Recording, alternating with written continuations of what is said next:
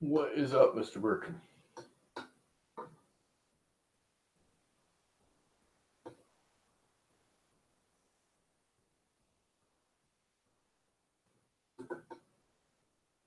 I'm whacking Walter in the head while he's extruding. Not bad, huh?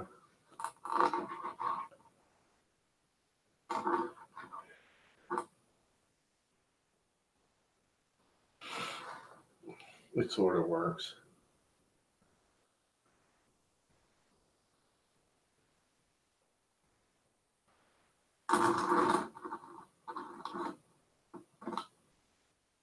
Quit playing with your Walter. I think that's funny. I just finished it a little while ago. Leave it over there. It's in the way no matter where I put it. I kind of want to put it in view so that as people come in, they'll be like, what the hell? But I want it sort of off view. But I can't really get it in the camera and not in my way.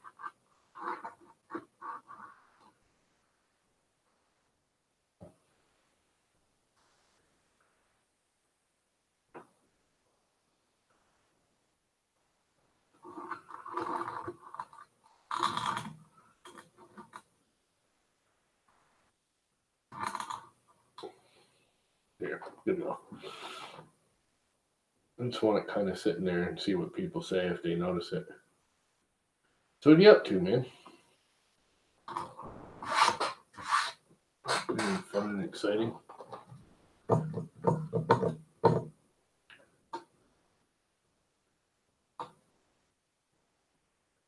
Trying to think of how I can make the mechanism work better. I mean, it works okay, but right now it's hitting because I got to have too much material in there for a weight.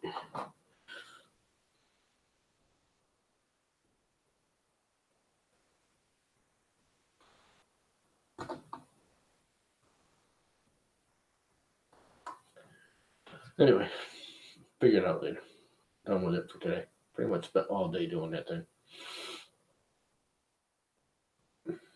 They all stay home from school today because of the nasty ass weather.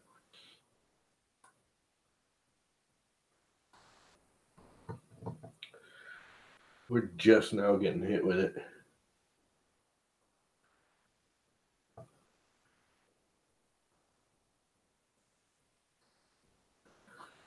I started making dinner about 4:30, 5 o'clock, 5 o'clock, 5:30, I should say. And it was 35 degrees out.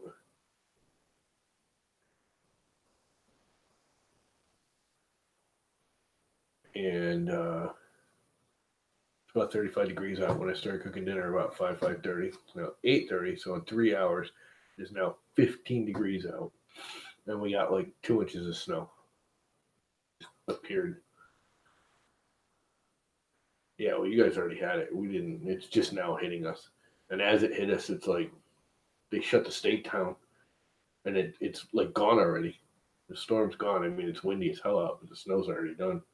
It snowed like an inch or two in 2 hours, like real hard, like blackout conditions, whiteout conditions. I hate that when that happens. Yeah, and the temperature dropped like 30 degrees in like 2 hours, like that. So now we're getting the crap you're getting. Not quite as bad. It's 15 and dropping. You're saying it's going to be in the negative 5 or 10 by morning and hold that for the next couple days. Yep, weather sucks. Winter sucks.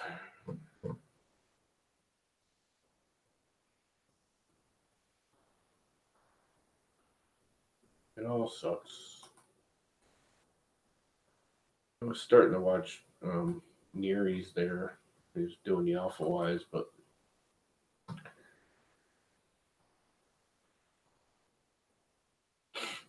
a lot of the bigger YouTubers are not big on them Alpha Wises, not because there's anything wrong with the units themselves, but because of the way GearBest is doing it. They're giving kickbacks. which wouldn't surprise me as why Neary's doing it, because he doesn't, understandably, I mean, he does it for the money. Everyone's got to make a buck.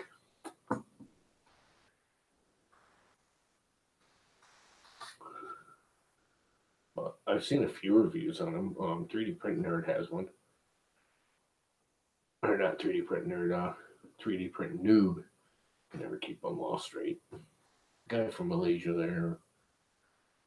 Milan's or wherever it is. Malta. Yeah, that's where it is. Malta Joe. Yeah.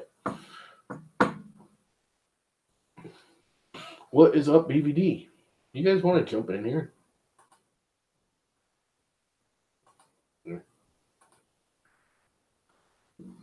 No way, I'm not yakking just to myself. That doesn't matter. I yak to myself too. Noob is Joe. Yeah. Why is it a different Joe? Yeah, Noob. 3D Print Noob. Right.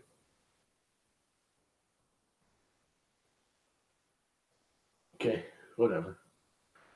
Just hanging out.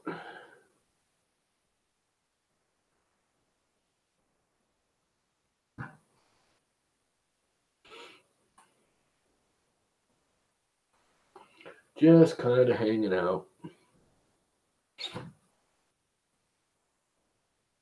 Yeah, I know. I can never keep it all straight. I do, but I know, but it's just whatever. There's too many of them now, including us. Probably bring the mic over here so you can actually hear me, huh? If you actually want to hear me. Probably don't want to hear me.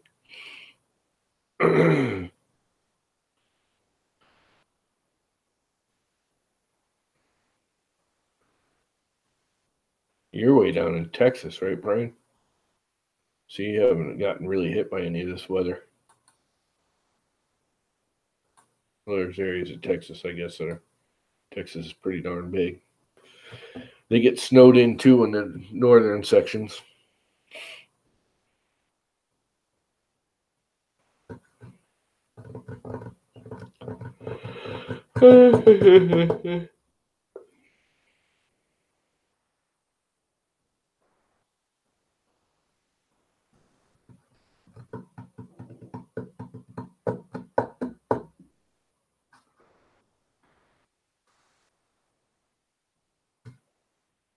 Yep.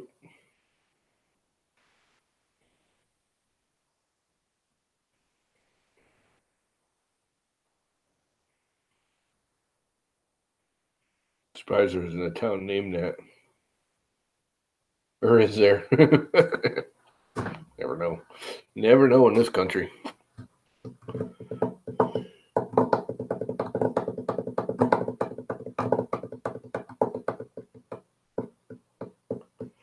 It is windy as a bear out, though.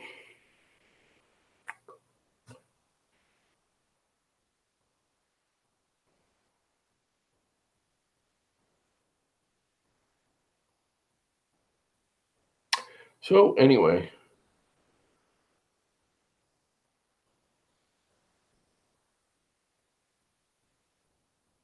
K9 from Doctor Who. I never really watched Doctor Who. I never got into it. It was too. Bah. Always seemed boring to me. I like the characters. I just could never actually sit down and watch the show for any length of time. I've actually been thinking about watching a new one now that the chick's on there and people are saying they've updated it. It's not. I might actually try watching it again. Deep in the kidney of Texas doesn't know the same one.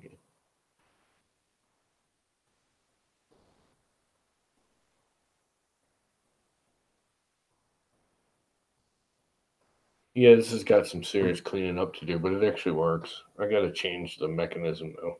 I want to try and make it so it's all 3D printed. Right now there's a bolt going through there and some wire that's doing the actual hanging. The only thing I won't be able to 3D print is the actual weight inside.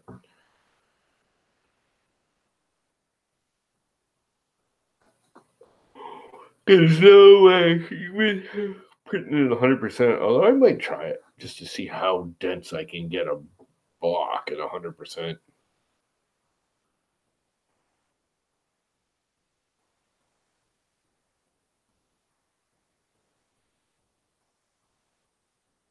Because this is printed with, I printed the head at you can't really see it, but I printed the head at 10% 3 shells, I think. But I'm doing everything. The whole thing is at 0.40 layer height, which is working splendidly.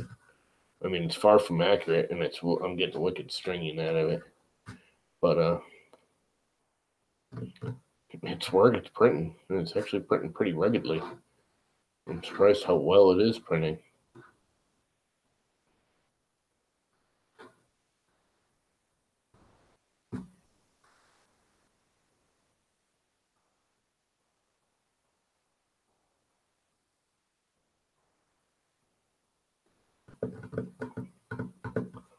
I gotta figure out what the hell. I just gotta get a coffee is what I should do. Although I don't want to stay up late. What's up, Mr. Canadian Maker Dude?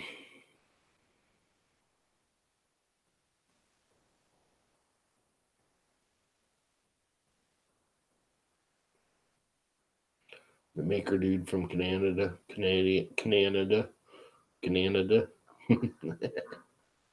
Ah, yeah. That Earth creature stole my cues, and if I would him space modulator, he makes me very angry. Very angry indeed. That wasn't actually very good. My throat's kind of sore.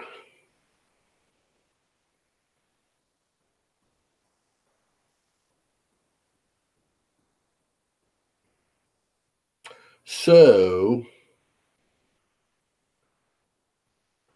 I run John D. Canada. Okay, then.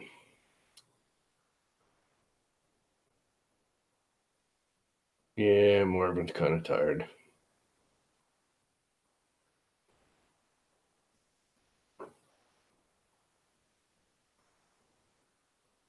Cleaning a print. I didn't even clean that. I just bolted it all together to see if it would work. It took a lot of time to balance it all out, and it's still not perfect, but it does work. You need to either find something heavier for a weight, find a better mechanism to bobble on.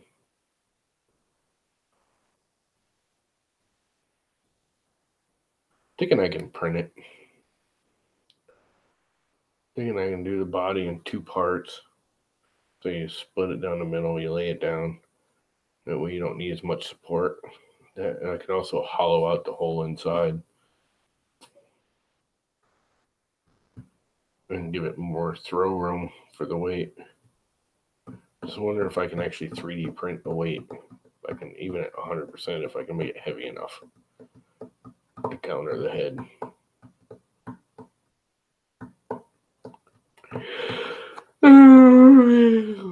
Then gloop it together. Exactly. Well, then I can actually make the pivot point. Instead of putting a bolt through here, I can make the pivot point 3D printed.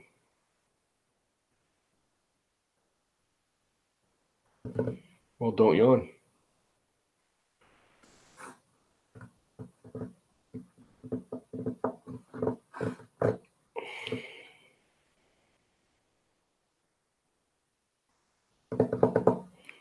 Wish I was better at the freeform modeling, whatever they call it in Fusion. I gotta keep practicing at it. I want to do like the high-ends going down to his knees and everything.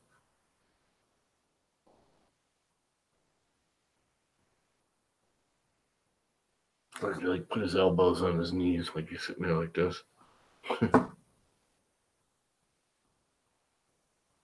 A pooper glooper.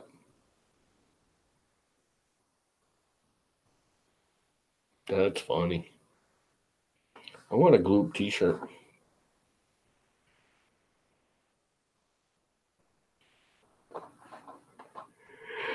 Do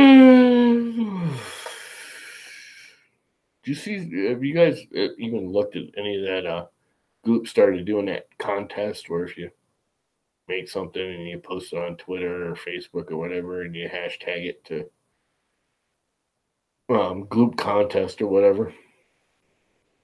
Anyway, they just started it right after Christmas or just before Christmas or something like that. Right when I did those airplanes, they literally did it the day after, and they actually tagged my airplane and said, "Oh, we're going to add it to it just because it's cool." I'm like, cool, whatever. And they randomly choose. But if you go do the, I think it's hashtag Gloop contest or something like that. You'd have to look, but there's some really cool projects these some of those guys did. I mean, some of the stuff is like, wow. Oh, Gloopy of the month. Yeah, that's it.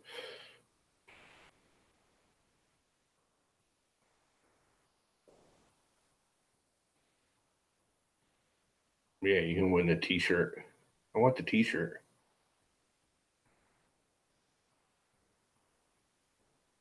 I think Glenn conned him into making a bed for the FK1 out of with the Gloop bed. I don't know if you saw that new bed that they're coming out with.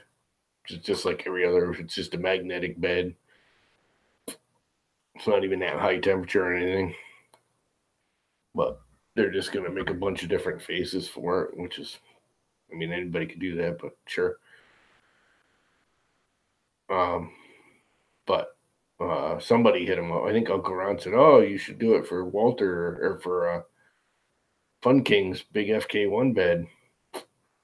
Glib was like, "We'll have to get in contact and see if we can do that.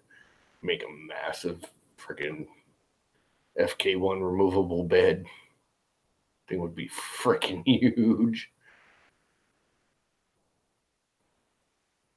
Got a bad feeling about what? Gloop? I like Gloop. I'm hoping they keep going. So, I mean, hopefully they'll get big enough, and I mean they're already pretty popular pretty quickly. They just started at Murph, and by Earth they were still kind of, they weren't really selling it yet, or they were just starting to sell it at Earth, and now they're already like can't keep up with production. Oh, you've got a bad feeling about this? I got you.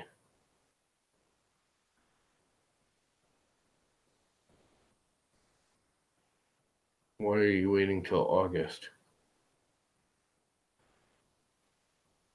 What's in August?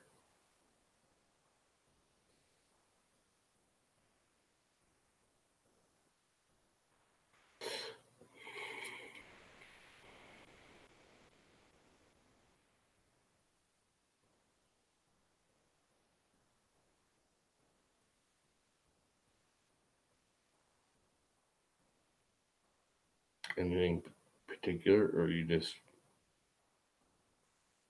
have to wait that long? Custis Gloop. Oh man. What's up, John? And Paul.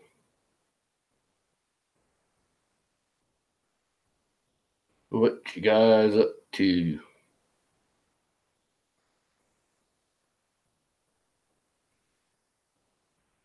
Anything fun and exciting?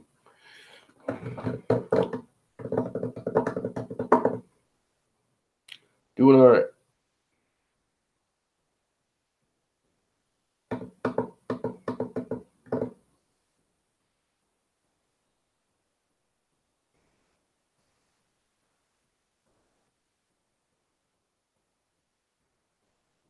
Playing with action tiles. The hell are action tiles?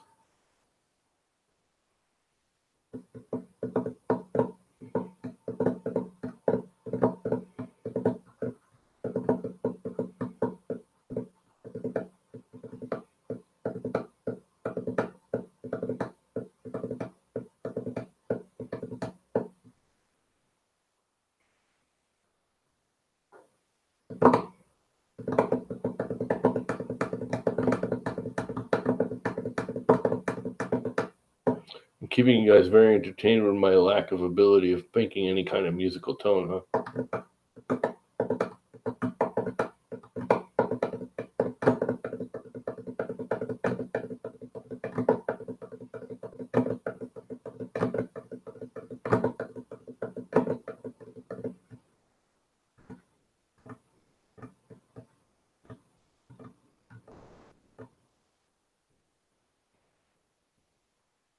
Tippity tappity, yep.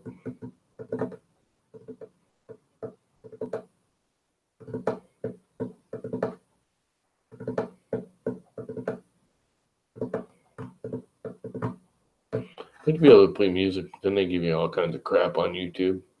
Oh, you study music and you looks there. Just peachy. Everyone's freezing, I think. Pretty much anyone in the United States that's north of the Mason-Dixon line is freezing their butts off.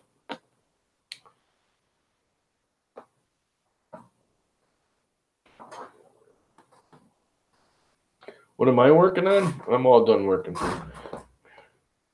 He's saying no, but he's full of shit. Excuse me, he's full of crap. Literally, I'm all done working. It basically works now, so.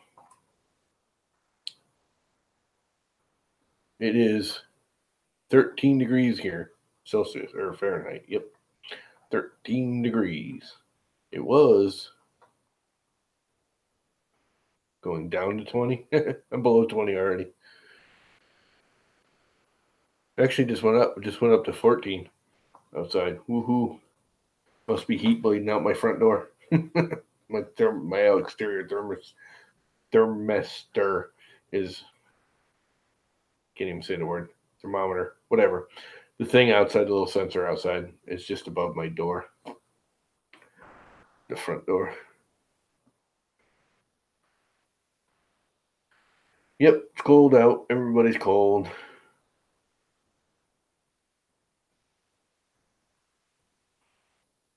It's cold. We were actually somewhat, for this time of year, we were kind of warm today. We were in the mid 30s, and it dropped like 25, 30 degrees 25 degrees in 2 hours. And snow hit hard, shut the state down.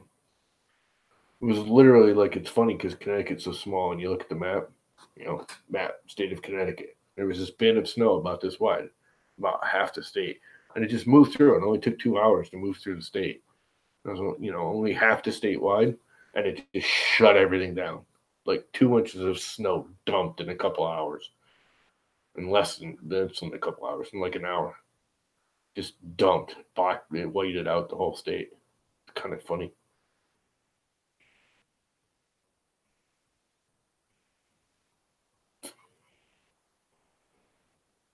You can have that 6 feet of snow. Don't like the crap.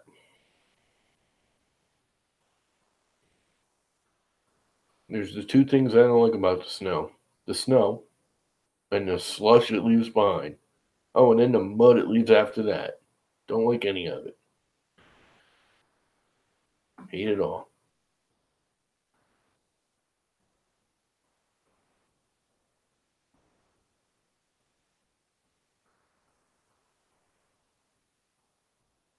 Yeah, I don't really get all that electronics and the Adrenos and everything. I just don't get it. Dude, I gotta say, you did a wicked good job on those last 2 videos you just released. I actually kind of understood what you were talking about. And that's definitely my weak area, is the whole electronics and the software, firmware kind of. I mean, I can usually do it and figure it out. I'm not clueless about it, but you did a very nice job doing a very clear and precise how to do it video.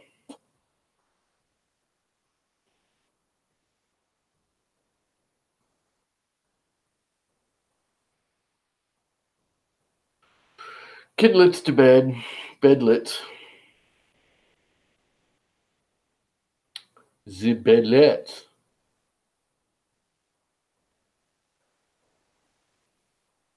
Yeah, no, I'm not I can build mechanical stuff. I had absolutely no problem designing this thing from scratch doing the whole thing. I mean, every part on that is my design. There's nothing other than the basic idea of the Core XY. It's all 100% my design. Mechanicals, I have no problems with.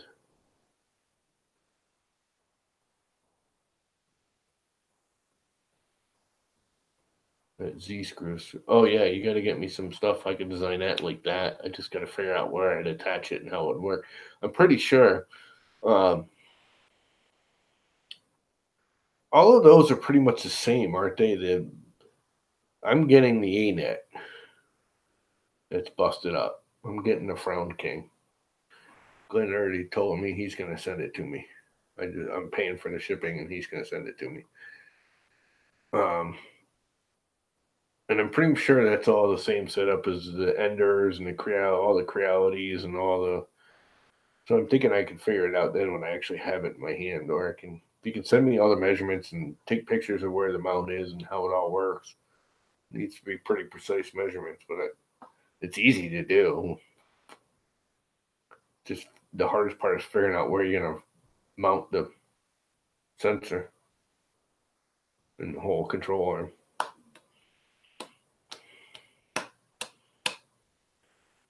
How big is what printer? That A-net? I don't know.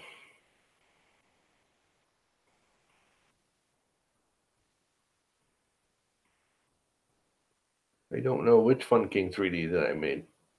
I made about 6 of them. I made the Pirate King 3D. I made the Pumpkin King 3D.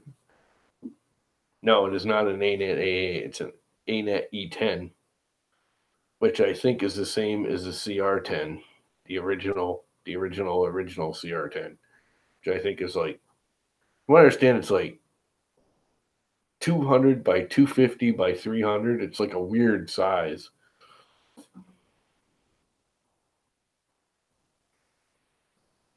But I'm going to call it the Frown King. And I'm actually probably going to strip my old Max Micron for it when I need off of it. Although I don't really need to. I have another board. I have another power supply. He said those are the two. The board needs to be replaced. He said, and the power supply should really be replaced. He doesn't trust it, I guess. And and he said the bed's flimsy, which I can stiffen that up. I have aluminum extrusions and stuff. I can stiffen that up all on its own. Not really messing with it too much.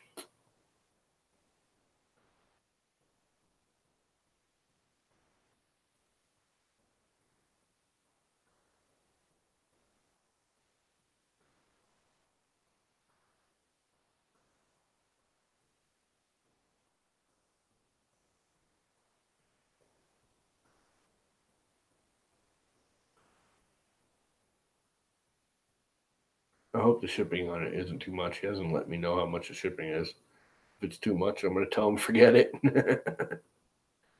I imagine it's not going to be cheap.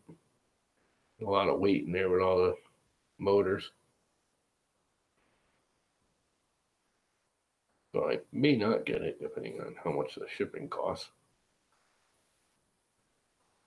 I think he guesstimated like 25 or 30 bucks if he went the slowest, groundest, cheapest way he could. Which it's worth it then, I guess. It's a little strapped on the cash, but it's worth it just because I got all the extrusions in. Nothing else. I have the frame.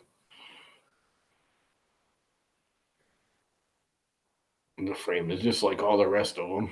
All the Crealities and all the Alpha Ys and all the all of them that have that same style now. They're all copies of the Crealities, basically.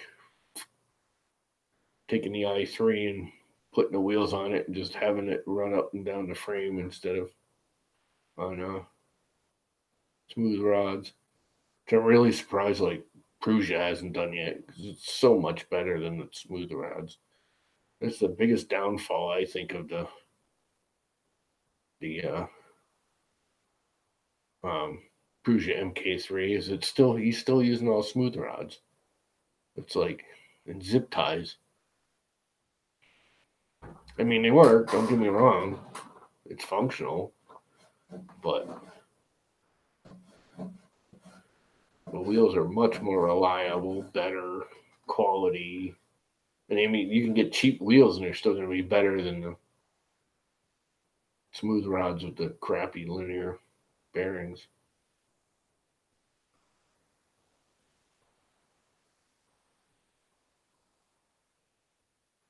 The IR remote. Cool.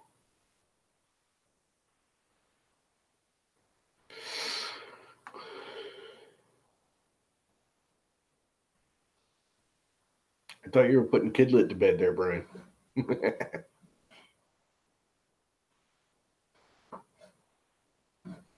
My foot itches. I don't know if you can hear that. You probably can.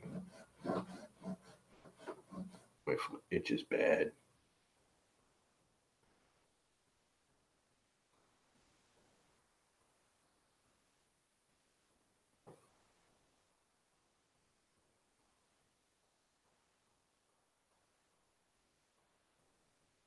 Mommy was chosen. Well, jump in here then. Here. Anyone want to jump in? Go right ahead. Just try and keep it somewhat clean tonight. For no reason other than I just don't care.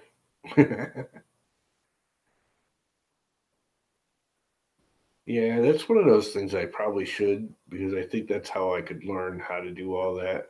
And again, I can do, like I can figure out firmware. I did both of both of them, but I had problems. I mean, it was not easy. I basically had to watch like 8 YouTube videos to get an idea of the right one. What's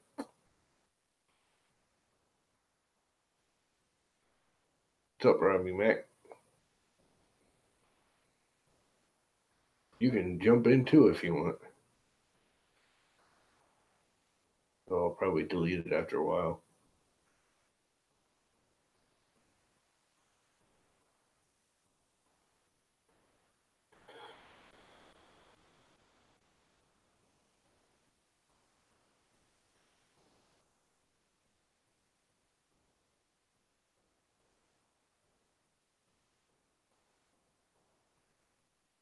Yeah, I kind of want to do a couple of those, or do, I don't know.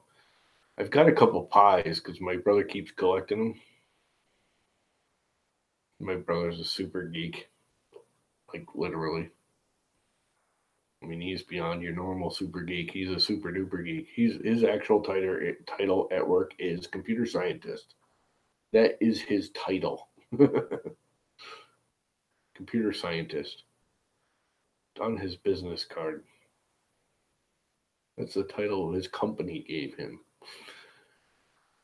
So he's like super duper geek. It's funny, he's such a super geek, and he has the oldest, crappiest computers of anyone. He's got like 20 of them. He's got a whole rack in his basement, and they're all like 1960s tape, reel to reel computers. I mean, it's ridiculous how old some of his stuff is. He's like, nah, I don't care. It works. I'm just using it as a server. So what if it takes an extra 10 seconds to load? It's like, okay. You off? See you, man. Hi, bye. I gotta figure out some of that Adreno stuff. At least play with it so I have a clue. I mean, doing the pies and stuff, I can generally do them. I usually screw it up a couple, 3 times and have to refigure it out, but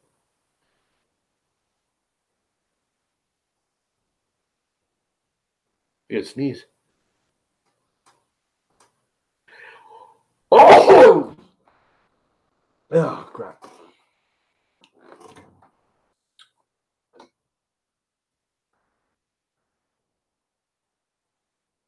Gotta make it last longer. It doesn't bobble long enough.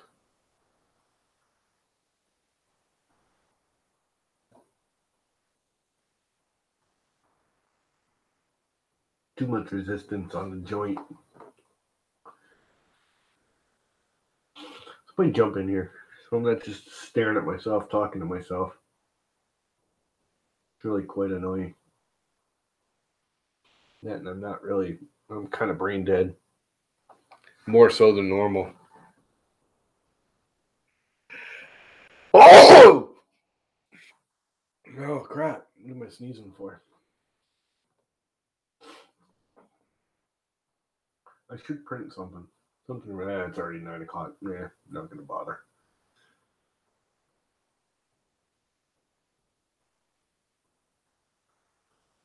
Come on, Ravi Mac. You can jump in for 5 minutes. I probably won't stay but a half an hour if that.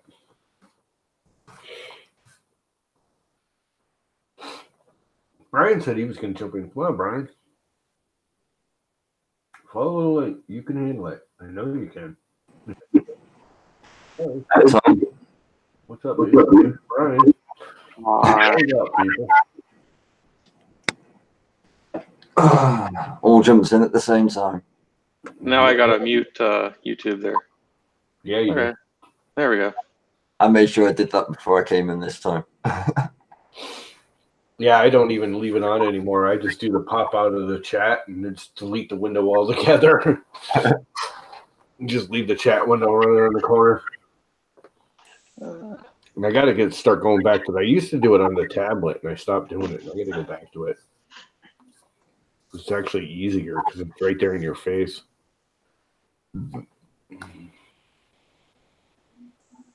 That's cool. Hang on, Brian. It is. I'm gonna present you. Yay! I'm presenting. Anyway, that's that super polyalchemy? shiny. Yeah, no, it's the CC3D copper silk. CC3D or CC tree? CC3D. So it's the same stuff I got. I guess.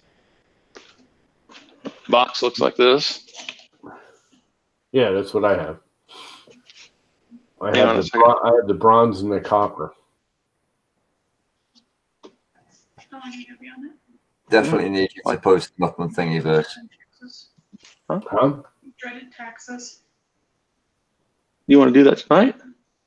Well, I was thinking about starting it, but that's why I asked you how long you're going to be on that thing. All right.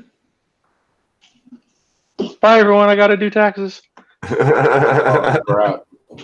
Sorry for you. Anyway, have a good night, everyone.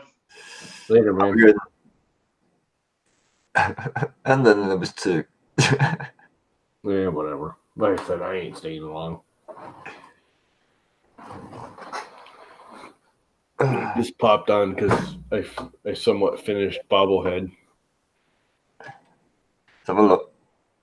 Can't see it very well because of the icons. It actually functions. Cool. It's a Bobblehead. When are you going to get it sent off to him? I probably aren't because it's still not quite right. I don't know if you can hear it, but it doesn't have enough travel. It hits too easily. It's like hitting, and it doesn't maintain it. But I mean, the general concept's working. Yeah. But it's already hitting there. What if I could bend it more to give it a little more? I need to do it like that, but then it hits on the other side. Yeah. I need to be able to find a smaller way to do the weight.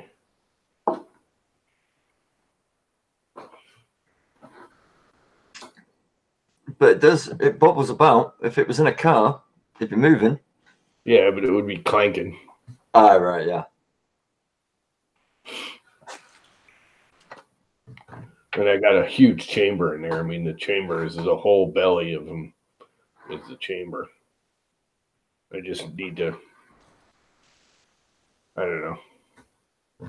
It took me like 2 hours to get it to even work proper because I'd bend the wire a little bit and it would go too far, and then it was sitting, with the head up. And I'd bend it the other way, and the head was down, and I just couldn't get it balanced to me forever. It's really difficult because the minutest little changes it a lot. Yeah.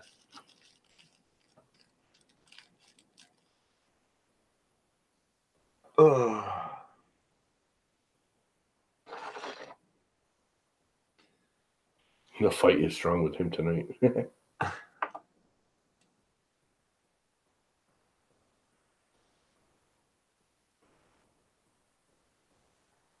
Absolutely. How was not. work there, Mr. Robbie Mack? How was the whole transition? Oh yeah.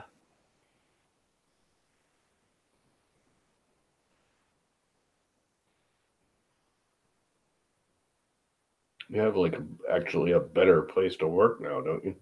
Building wise. Or were you saying you actually at least had a window? It's one thing I had a hard time doing. I worked in a factory for a couple of years and not having a window Yeah. Too drove bad. me nuts. I mean, I don't need a lot, but I need a window. I need exterior reality. Yeah, I'm like yourself. I do a lot of work outdoors. It's where I prefer to be. Not right now. I don't. Yeah, not in this weather. Well, I'm not really having a problem with not working right now. Has it been snowing over there today?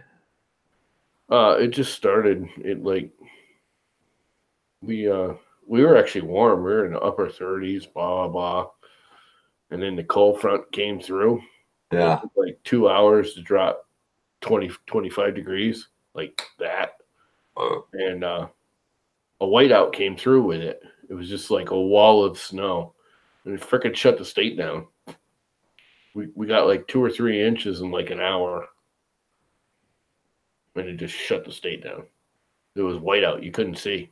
The newscasts were all like broadcasting, showing you how they have the street cams and everything. yeah. Street cams, you couldn't even see the headlights. Nothing. You couldn't see crap. Did it stay around long or did it melt?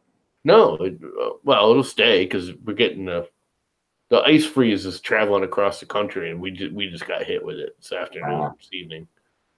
We'll get hit with it for the next couple of days, and then it'll go away. No, it's cold out. It's 14 degrees Fahrenheit, which is like, I don't know, -5 or 10 Celsius. It snowed all last night here, and it was gone by the time dinner time. Yeah. See, normally it'll go away, but it's not going to go away now. Yeah. We got like a 3-day freeze out, and it's windy as crap. I mean, you probably can't hear it in the mic, but the wind is screaming outside. Yeah. I'm surprised I still got power, to be honest with you. I mean, the rest of the country is covered in snow, but Yeah. anywhere along the coastlines, as you know yourself, it usually tends to just go. Yeah. Oh, it usually does, but yeah, screw that. I'd stay home in that kind of weather. Yeah. Especially since my van has no heat. So I was just reading up on Robbie Mack.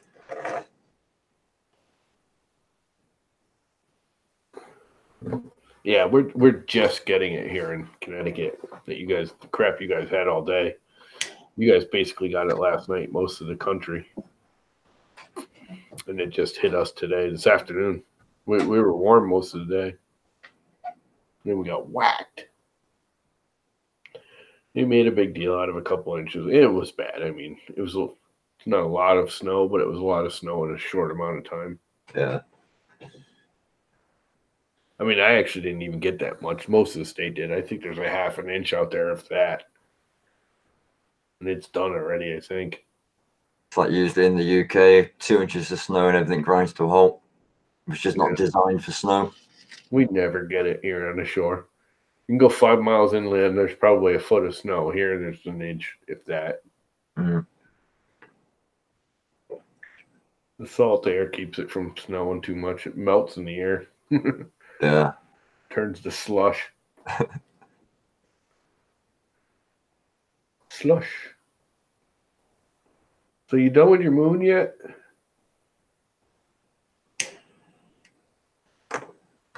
Yes, no, maybe. How's the moon coming? Are you done with that thing yet? I haven't done any work on it. I've not done any printing in over a week apart from that Buddha model.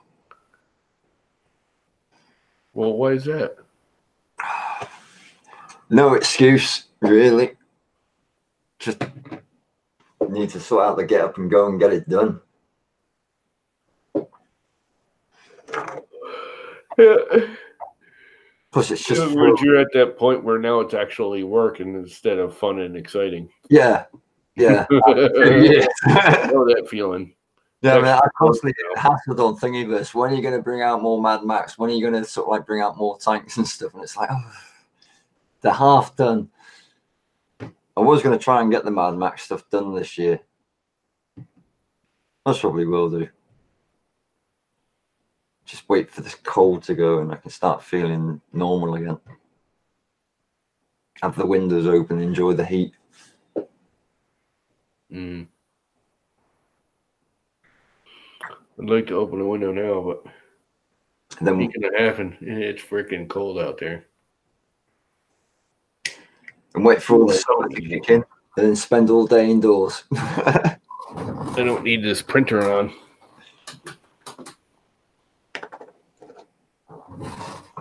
I've been trying to look for other people's stuff to try and print. I know I've got tons of stuff that I downloaded when I first got the printer. It's like, oh, I'm going to print that, I'm going to print that, I'm print that.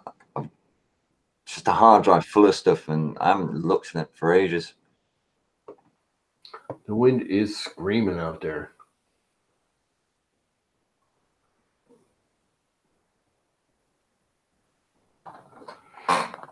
Screaming, I say.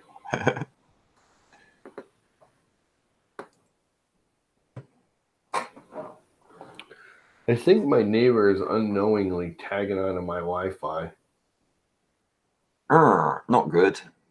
Well, no, I mean they're ways away. When I say a neighbor, I mean I can actually see their lights over there, but Yeah. They're like, you know, when I say a neighbor, you know, it's 5 like miles. it's like, you know, 5 or 6 streets down for you. Yeah. You'd get in your car to go and visit them. No, it's not quite that far, but they're actually pretty close right there. I can see them right out the window. I mean, if they were in their window, I could actually see them. Mm. But I think they are right there. But it's not like, you know, they're an acre away at least.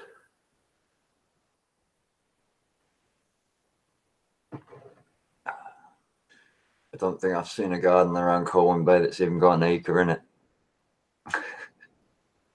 My property is an acre and a third.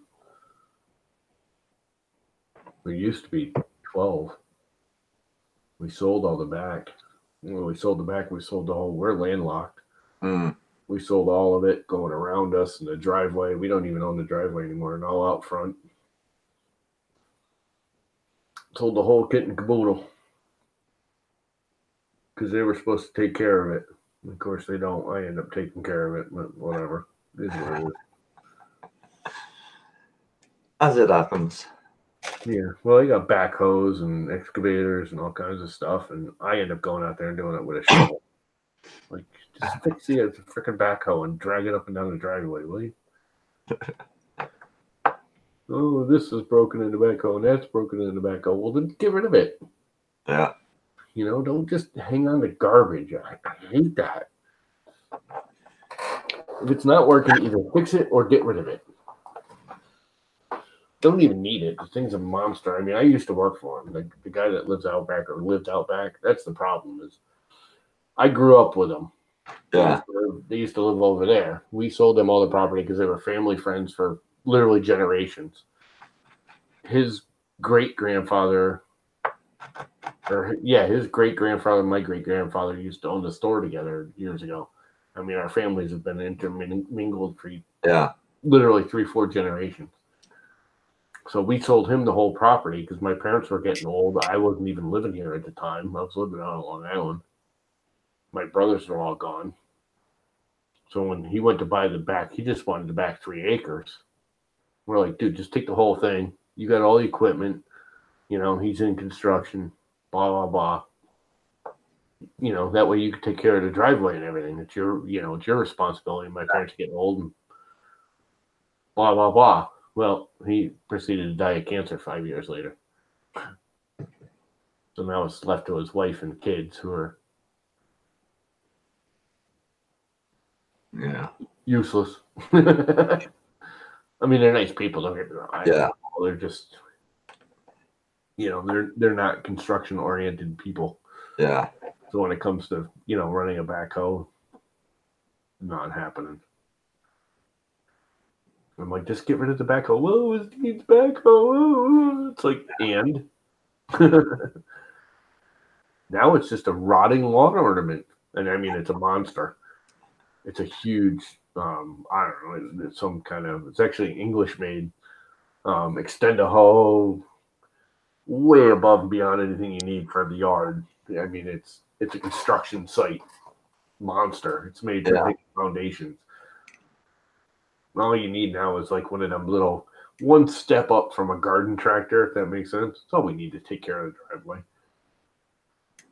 She could frickin' trade that thing in even broken. Yeah. Because of what it is with the extender hoe and everything, and the motor it's got in it and the size of it, she could still get like $10,000 or $15,000 for the thing, even in the condition it's in, just because of its size and all the equipment that's on it. Hell, she could get that in parts. And she could literally trade it. There's people who've offered brand new, you know, Kubota style. Yeah. You know, one step up from a lawn tractor backhoe thing. They're like, we'll give us that and we'll give you a brand new one that works. She won't do it. It's like, just get rid of the frickin' thing. It's big, it's useless, it's cumbersome. It never really did the driveway well because it was too damn big. Yeah. It's huge. I mean, it's huge. I don't know. Yeah, compact utility tractor. Like the little Kubotas you always see on TV. I actually was looking at, I don't know if you guys ever look at Northern Hydraulics. They have a couple or three of them. And actually, I think a skid steer would be even better, which is the problem with that is skid steers are actually more expensive than backhoes around here right now. The skid steer would be better for what we need than the backhoe is.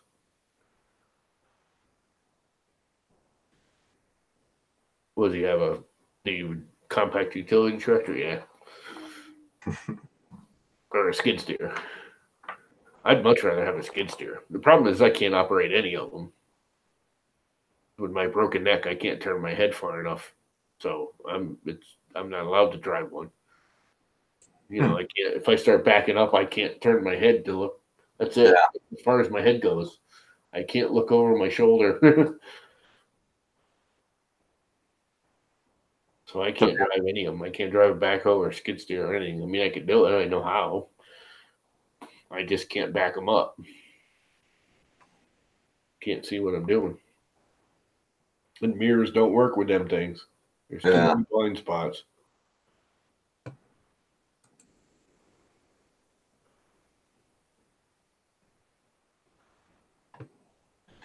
Oh.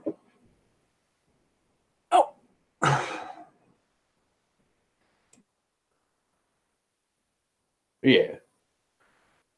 It's like one step up even from that. I mean, we don't even need anything that big.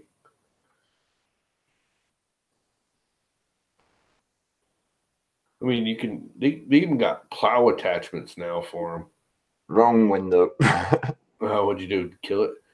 No, I went to look at something and forgot I hadn't changed. Now I've forgotten what I was going to look at. Yeah, I mean, I had one of those at the state that was, I mean, the thing was like from the 60s. It worked beautiful. I mean, it's great. You can even plow with them. They have plow attachments now for the buckets for backhoes. They can just clip on to all the accessory things. I mean, it's not the same. It's not perfect, but for, you know, our driveway, I mean, the driveway's long. We got a half-mile long dirt driveway. It's not a short driveway. It's a long dirt driveway. But that's the other thing is right where we're right here on the shore, and believe it or not, where it's dirt, it's actually better with a little bit of snow on it. Smooths it out. You still have traction because all the stones pop up through the snow, but it kind of smooths it all out. And actually, it's easier to drive on when there's that little like 1 inch of snow on it. Oh, sorry. Actually, when we plow it, we never even plow it. We back drag it with the backhoe. So it always leaves that, like, it just smooths it out. leaves that inch of snow on there, mixes dirt in with it, comes just as good as pavement. But anyway, it is what it is. I actually wonder how much snow we have out there now. I haven't looked in a couple hours. Was it still flurrying? I mean, we were the last ones to get it, so can't really see out there.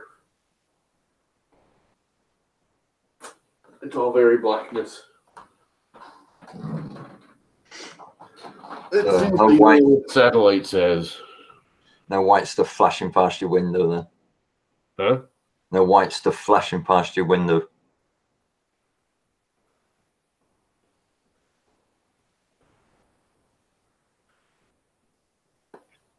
What's it like outside? Yeah, just wind. Storm's already up in Maine. It hit us 3 hours ago and it's already 150, 200 miles away.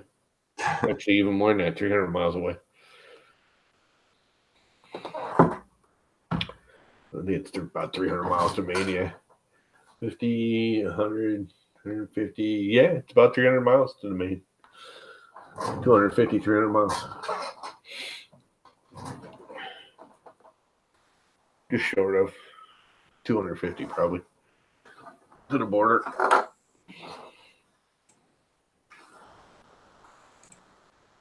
It is what it is. Yeah, 24 horsepower, 3-cylinder diesel. Yeah, that'll work. My only problem is John Deere. I mean, John Deere used to be worth the money. Some of their new ones are not. So since they started doing the two versions, because I don't know if people realize, but John Deere has two versions of John Deere now. They have the John Deere dealership John Deere, and they have the Home Depot John Deere. And there's no definition between the two. That and Metabo freaking bought out Hitachi. I'm really not happy about that. You probably don't know the difference, huh? No. Everything she's. Metabo's from England. If I maybe works on farms and stuff. No, that's regular like cordless tools and stuff. Oh right. Nah, I usually just cheap bargain stuff. Yeah. Argos. I buy like Bosch and Hitachi but yeah, now Metabo, which is a mediocre brand. They're not bad. They're not great. They're better than the basic Walmart versions, but not much. They bought out Hitachi, and now they have the Metabo. Not Metabo. It's Metabo. Yeah, Metabo. Whatever. Now they have the Metabo, and they have the Metabo.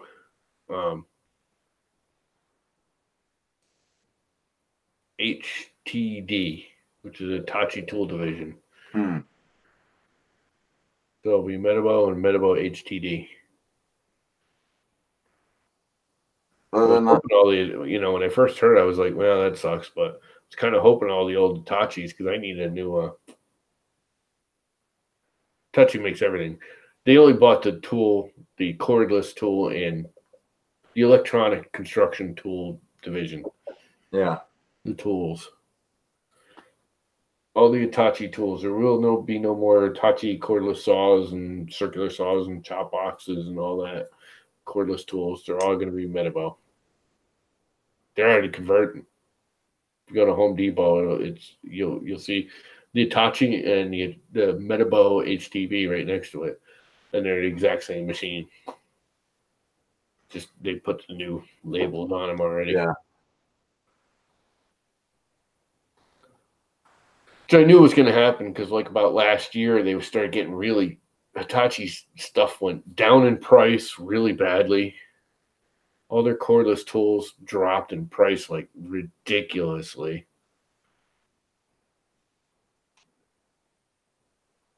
Yeah, Hitachi, I don't even think is making TVs anymore. I think Samsung bought out Hitachi Electronics last year or the year before. I don't think you'll find a Hitachi TV anymore. Not sure.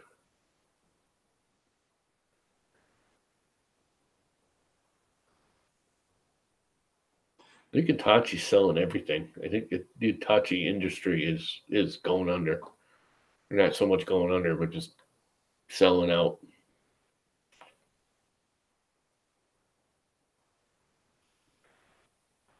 Yeah, splitting up the divisions, sort of thing. Yeah. Well, back in the 80s, early 90s, I used to work in an electronics store part time, like filming money.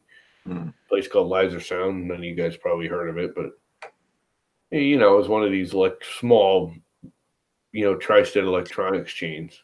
Yeah. There used to be two divisions of Hitachi that people didn't realize. And if you looked at Hitachi TVs, even back then, there was two Hitachis, and there was a green Hitachi, and there was a turquoise Hitachi, and they were very similar in color. But if you flipped them around and you looked at the back, one of them would say "Made in Japan," and it had a full 2-year warranty, electronics, labor, and parts, everything. They had a 2-year warranty on the old Hitachis. And then they had the Taiwanese, which had a 90-day warranty on it. They were not the same piece of equipment. They looked the same. There's a little difference in the green tint, because the true Hitachi had a bright green like my t-shirt. And then the Japanese Hitachi was kind of a turquoisey green, sea green. And that was made in Taiwan. And it had a 90-day warranty. That was the thing. When I used to buy and sell electronics, I used to get Hitachi TVs, Hitachi, everything I could. Any electronic, I'd get Hitachi, but I always made sure it was the Japanese, because it was the only electronic that had a 2-year warranty on it. Stock. You didn't have to buy an extended warranty on it. It came with a 2-year parts and labor warranty. Also came with a price tag.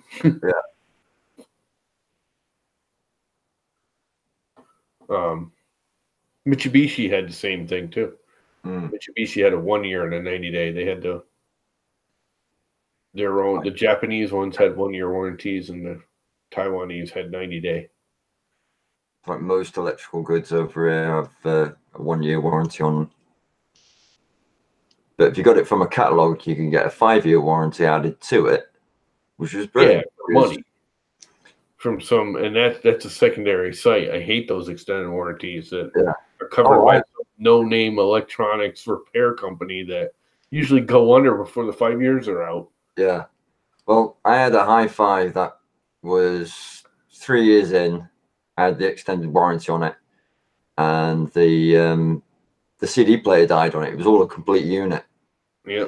All I could afford at the time, like, sort of thing. And because I prefer to have separates. So I sent it back to them, and they sort of like got back in contact with me and said, can you have a look in the catalog for the same value of the system that you bought, like, and we'll replace it. So I got myself a completely new set of separates for the same price. Yeah, the Zero airplane was a good airplane, man. It might have been Japanese, but that was a damn good airplane.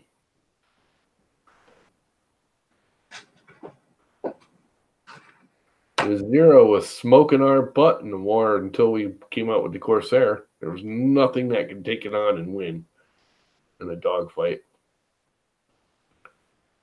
The Corsair, and even the Corsair really can't. The only thing the Corsair had over it was the Corsair was just a balls out freaking monstrosity motor.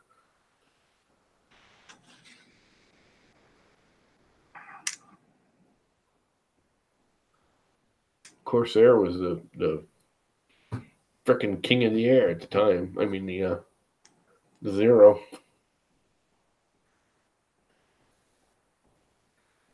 And the English one. What the hell was the English airplane? Was it the Hurricane? Was it the Hurricane or the Hellcat? I don't know. It was a pretty beefy one that had a Oh, Michael. something, Michael. It was a really good one that I can't remember. I can see the stupid thing too. Google. I don't I want to say Royal Air engine. It's not Royal Air. It was what was the engine company? And Uh, Rolls Royce. yeah, that was it. It had a Rolls Royce engine in it, and it wasn't even that agility. Had no agility. It was just the ballsiest motor they could put in the thing. So it was like no one that could keep up to it. They got in a dogfight and they started losing. They just gun it and take off. Run away, attack, run away, run away.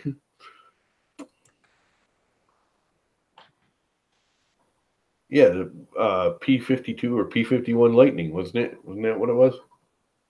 Wasn't that English? I have no idea. I've never really up on aeroplanes. I'm just having a look now.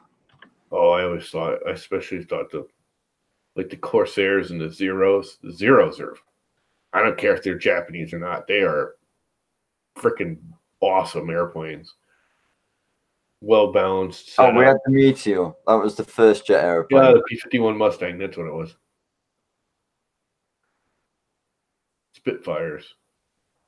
Yep.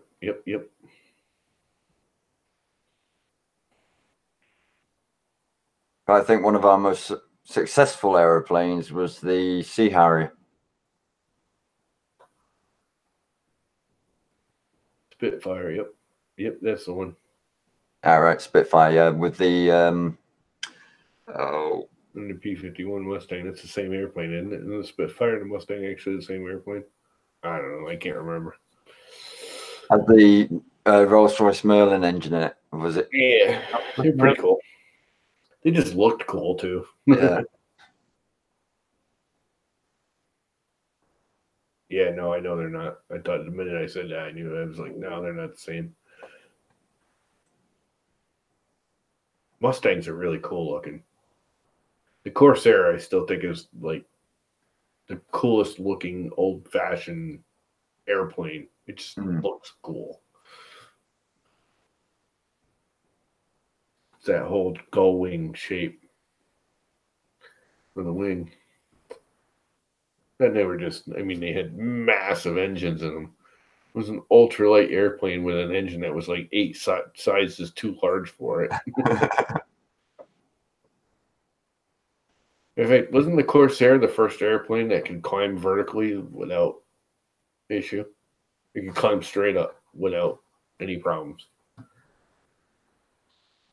No idea. I think that one's down to Michael. I'm pretty sure it was the Corsair. Not positive.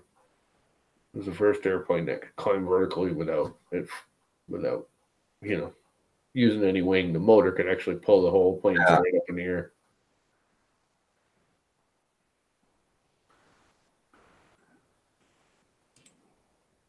It could basically quadcopter itself.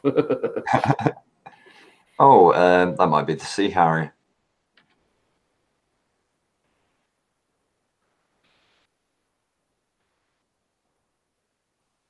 Well, isn't the Harrier the one that has the pivoting jets? And can do vertical takeoff and landing. Yeah, that's the one. Yeah, it was used in the That's Falklands. not an airplane. That's a jet.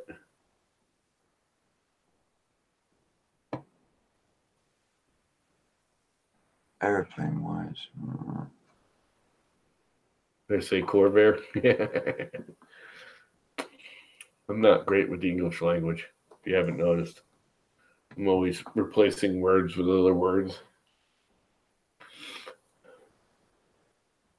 I've bashed my brain in like 3 or 4 times, so I have an excuse. What's yours? My excuse, and I'm sticking to it. See, I got holes in my skull. It's all right. I'm English. I still have problems with 4 it. of them.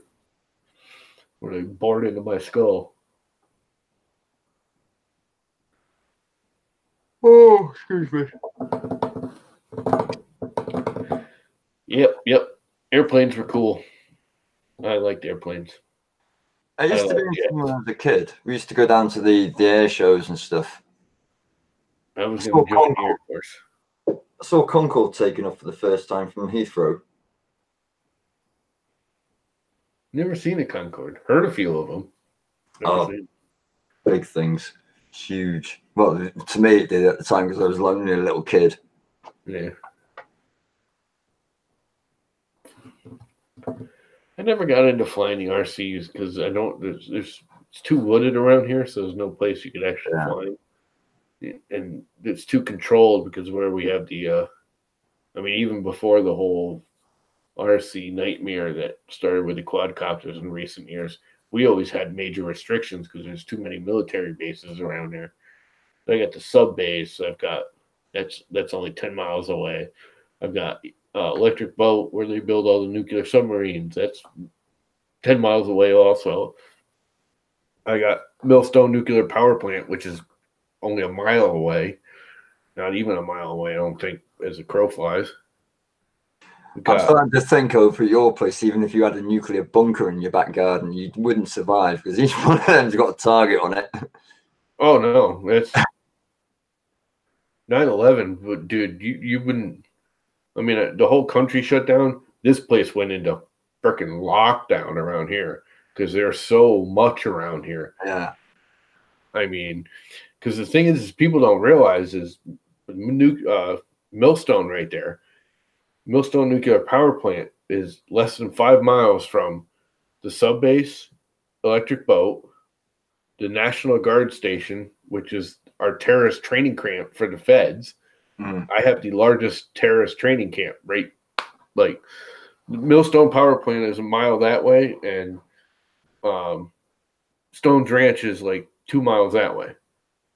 Now, in that, we also have out on Long Island, we have West Nile Isle, which is the chemical and dangerous disease storage and study island right here. That's only 10 miles away across the Long Island. So if any terrorist had any brains, instead of like taking out like they did, you drop a bomb on frickin' Millstone. That takes out like all the strategic things on the East Coast. It's like taking out Millstone will wipe out 90% of any kind of strategic attack initiative that the northern East Coast has on the United States. Yes, the Harrier is very cool. I do like the Harrier. I like the new Eurojet there or whatever that thing's called too. I think that thing's freaking ballsy looking. Just trying to think which ones that is because we've got IF Valley. Well, we had on Anglesey, and the Red Arrows, the British display team, used to practice over there. And you get them all the time. The mountains are being swooped over with different types of jets and stuff, really low flying, if you know what I mean. Yeah. Well, we get the crap out of you sometimes when you're up there. We used to have, because again, we had the national, it used to be, it's not anymore, but it used to be the training camp for terrorists and stuff was right here at Stone's Ranch. It was the largest one in the country. That's where they did all the stuff. But they used to have all the A-10s there too, which we decommissioned all the A-10s. No more A-10s, which is stupid because they're still one of the best tank busters there is. I mean, I know the helicopters are a little bit better, but they're also a lot harder to maintain in certain conditions, like in deserts. Yeah. The A-10 just flies. You can take an A-10 and just get in it and fly it. It can get shot up, beat up, freaking cannonballs hit it. It don't care. It just keeps flying. Thing's just a tank in the air.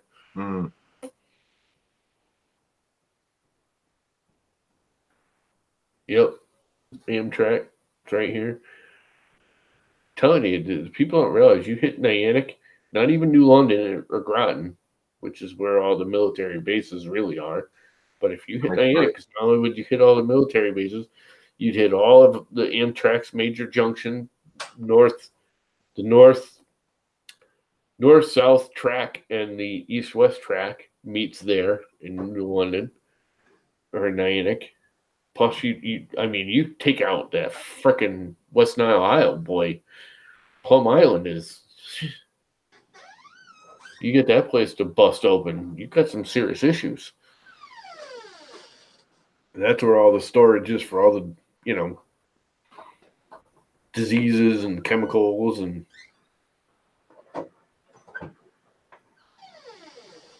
And that's right there too.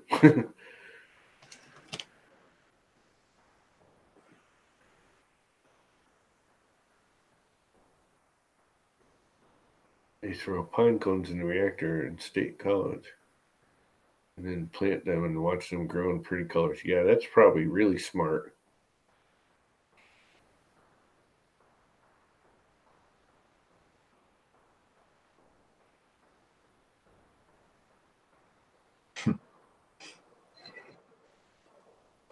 Yeah, we've only just started being able to eat our bloody lambs again on this in Wales because of the Chernobyl that went off. We had so many hotspot radiation points all over the mountains and stuff.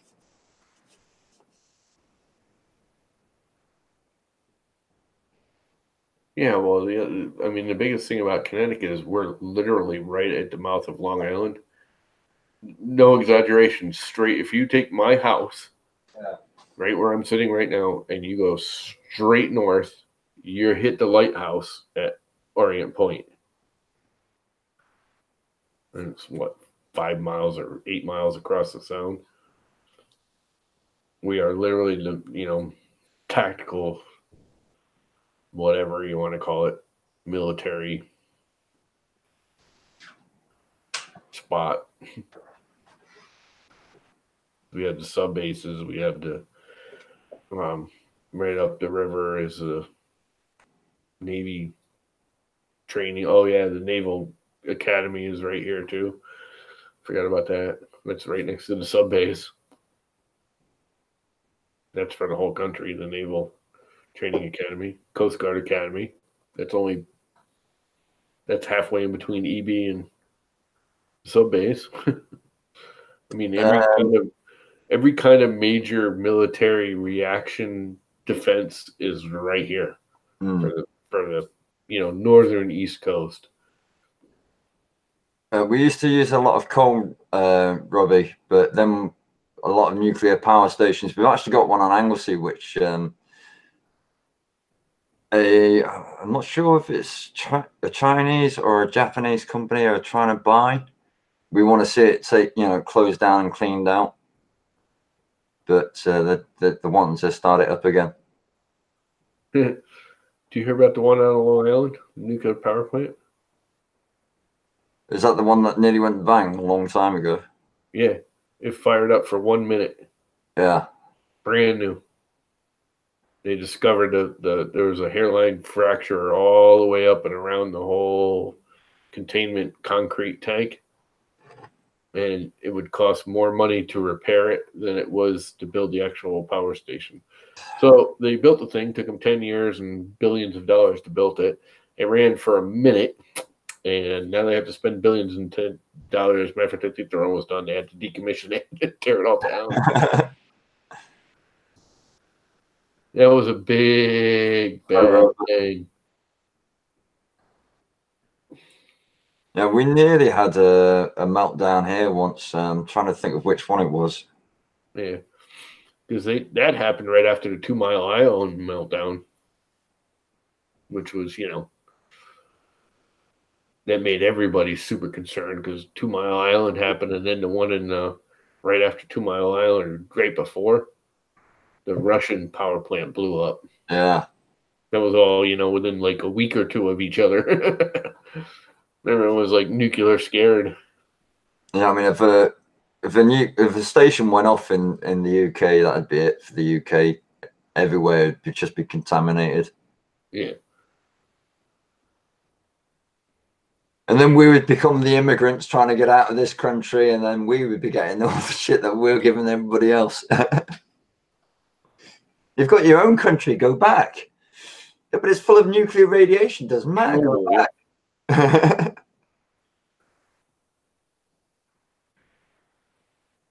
I like Top Gear when they went through Chernobyl. Did you see that one? Yeah, that was a brilliant one. They had to try and run out of gas before they got to it, didn't they? Because they can't. No, I would have been like, screw you. You can't pay me enough to go there. I'll fly a drone in there. It's really kind of cool and creepy though when you see it. Well, I watched a documentary about Chernobyl recently, and there's a lot of scientists that are actually still living it, even though it's places like don't live there or anything like that. They're living off the land. They're growing their own plants and stuff. But there's they said it's the type of plant that you grow that's important, because it won't absorb the radiation. But they're checking the effects on mice because mice breed quite profitably. So within a couple of years, you get like X amount of generations of them. Yeah. And they're checking out the wildlife and that. And the interviewer was like, "Oh, it's a wolf skull," and he was just about to pick it up, and the guy went, "Don't touch it." If it bites you, you're dead. Yeah, you know, I just watched another one of those deserted like area things. There was one. It was a coal mine. It was actually an island just off of Japan, like Oh yeah, 2 miles off, and it was an island, and as they dug it, the island got bigger because they were they were just taking the sand and dumping it on the edge and made the island bigger and bigger and bigger. And the place had like schools and everything. Eventually got huge, and then it just all of a sudden shut down. Like literally within a year, it just went from tens of thousands of people to nobody. Yeah, isn't that one of the places where they did one of the James Bond movies? Oh, maybe, I don't know. They did a whole like walk through it on, I don't know, Discovery Channel or something like that. And it's like creepy that. Oh, is that the one with the cats? Was there a lot of cats? No, I don't think so. I know which one you're talking about. I don't think that was it. Not Cat Island. No, this was a coal mine, and it was just like the houses were like stacked on top of each other, and they literally would build a house and then a year later build another one right on top of it because they had no other land. Pretty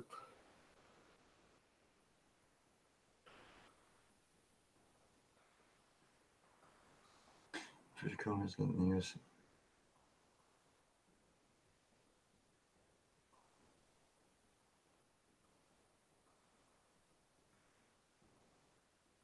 Huh? Yeah. Plugged into the power station. Yeah. People are morons. People are not too bright. Myself included. I've done some stupid ass crap. I've done crap like that, gone click. Oh, what did you do, you idiot? You know what I mean? You're like, you shouldn't do it the minute your finger's going toward the button. You're going, no, click too late. No, don't do it. No, don't do it. No, don't do it. No. I like watching them videos where somebody will get a phone call from a scammer saying there's a problem with your your computer and he wants access to it, but what he's accessing is actually a virtual machine. And the guy's actually bombarding the guy's machine with loads of viruses and eventually killed that guy's machine. Do you see that one on Tech Talk where the guy replies to the spammer? You must have seen that. We were talking about it before. If you haven't seen that, you got to watch that video. It's on YouTube. Have you seen that? No, I don't think I have. Oh, dude, go watch it. It's an English guy, and he talks about how he responds to spammers. And he's going on and he's talking about, oh, we want you to go here and you give us $100 and we're going to give you $10,000 back and all this crap. And he's like, okay, well, you got to go to this bank and start an account. And he's like, but do I get a toaster? No, you don't get a toaster. But I want my toaster. It says there's a toaster. The app says there's no toaster with this account. It's like, but I want my toaster. And he just keeps emailing back and forth with these spammers, just harassing them. Oh, yeah. I think I have seen that one, yeah. But I want the toaster. I was like, you got to be kidding me.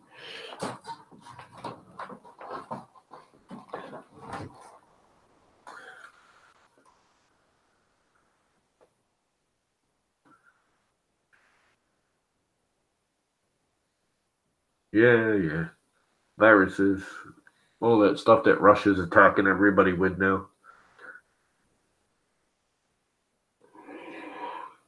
Probably China, too. Probably China's worse. They're just better at hiding it than Russia is.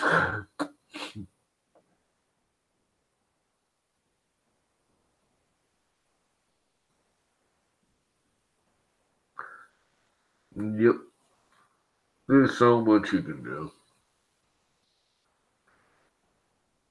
I mean, it's not even that hard anymore. Half that stuff isn't like you can set up automatically, Yeah. do all those virtual machines. It's like, I wonder how many people are actually bit mining out there and don't realize they're doing it Mm-hmm. for the people. Yep. I honestly think I got a virus on one of my that's doing it on one of my external hard drives. Mm. Every time I plug it in, it just sits there and snaps. And I don't know if you know how the Mac works, but the Mac auto, what do you call it? Auto, catalogs the drive when you start it up. So the first time you plug it in, it sits there and spins it for like an hour while it catalogs the whole drive. If you leave it plugged in. Mm. Now every time I turn it on, it starts spinning. And it's just sitting there going zzz, click, zzz, click, zzz, click, zzz, click for hours and hours and hours. And if I go to access it, it works fine. It's not like the drive's bad. Yeah. And I thought it was just cataloging. Well, 3 days later, I was like, that thing's got to be done cataloging.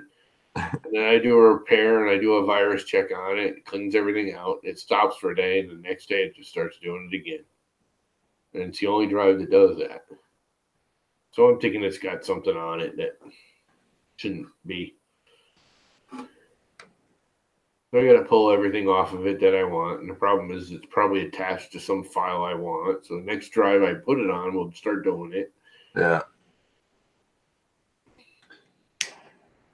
Which is quite unusual, really, because like the one thing that my mate used to brag about with his Mac is like, yeah, your PC gets viruses all the time. Mine doesn't. It's a Mac. Well, this is probably a file, not the computer itself. There's files now that it doesn't matter. You can have Linux, you could have Mac, you could have PC. Yeah. It's a file, that has some kind of, backwards accessing. And all it wants to do is, use up your memory and do stuff in the background. Mass attack somebody.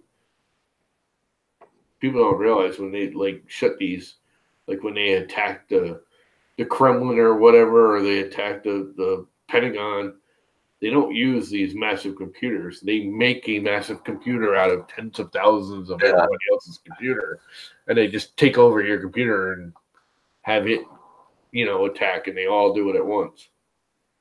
And you don't even know yours is doing it. You can still use your computer, it just acts a little slow, and you don't even notice. Yeah. But that's got nothing to do with the type of machine. There's actual files now that don't care what machine it is. It just goes and does its TCP protocols or whatever in the background. Accesses anything you want. But yes, Macs generally get less viruses and crap like that than PCs do. Generally. They're still out there. Yeah. Yeah. They're just not as many. I think my Amiga 500 used to get more viruses than any other PC that machine that I've used. Those weren't viruses. Those were just it not knowing what the hell to do.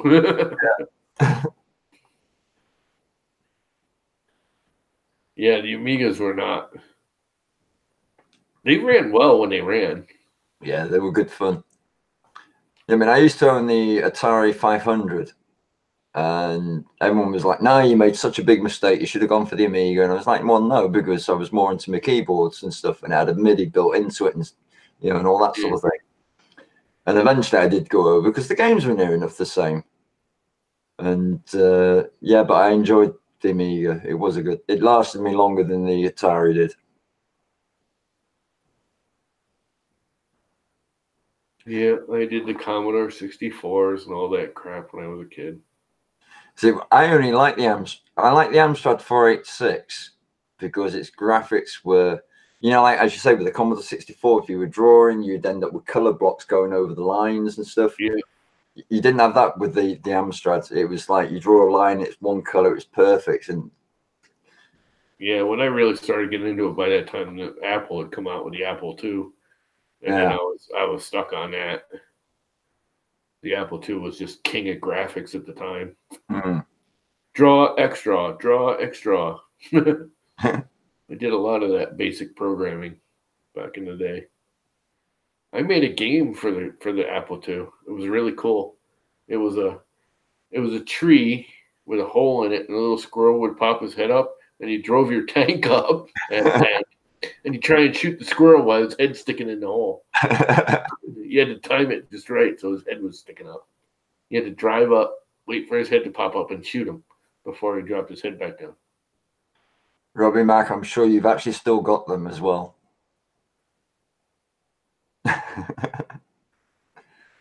Hell, I barely even remember the Commodore 64.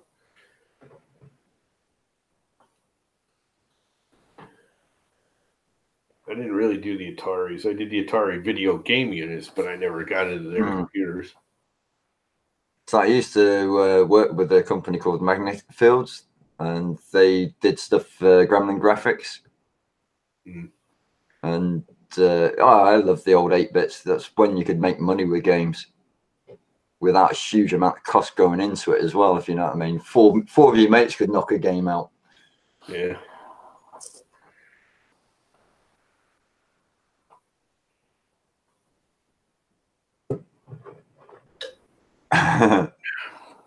I still have zip drives.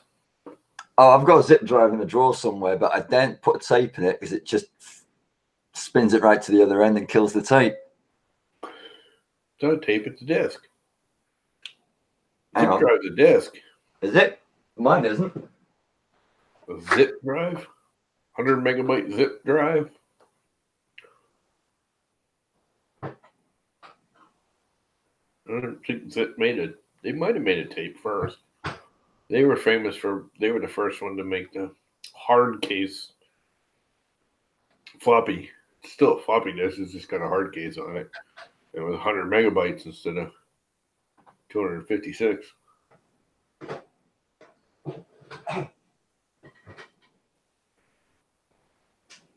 Did you say zip drive? Zip. Z-I-P. Yeah, I can't find it, but I'm sure mine was a burgundy thing. About this big, and it was like Oh no. At least here, Zip got real famous because they had a smaller than a floppy disk, or about a floppy disk size. You know, the smaller 3.5 floppy disk, not the 5 1/4. But it was smaller. I got them over there, and they were 100 megabytes. They were huge in comparison. Yeah. But you could actually, just before they went out, they went up to 256. They were 256 megabytes per drive, per disk. Mine used to be like a mini video cassette made out of solid metal with a tape in it.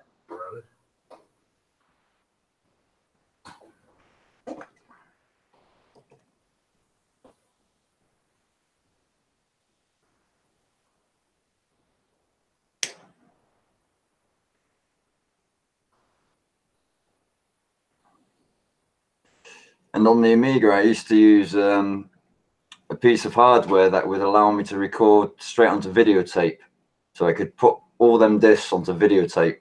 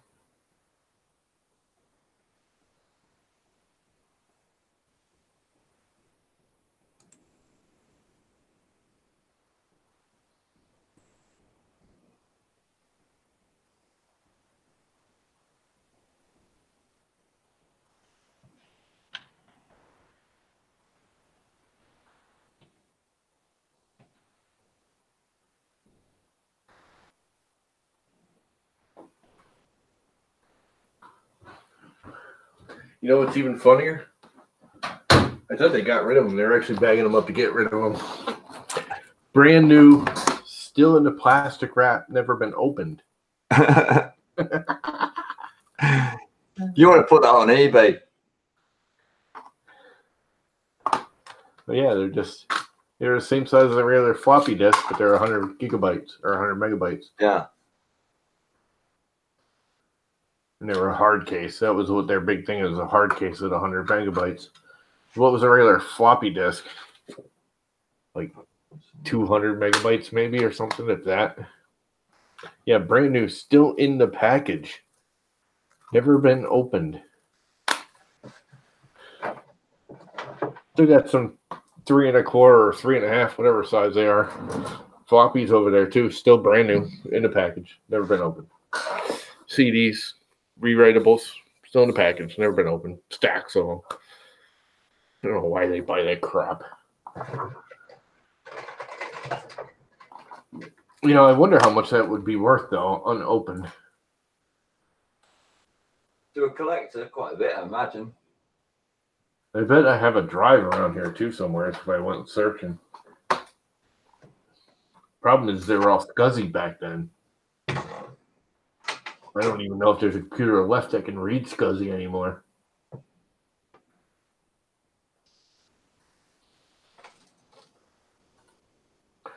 Let's find out how much somebody would get for it. There's got to be somebody having them on eBay or something. Do a quick search now.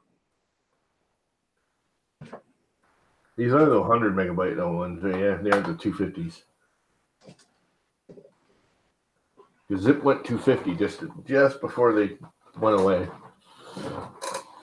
Like a year or two before they disappeared. Everything went CD.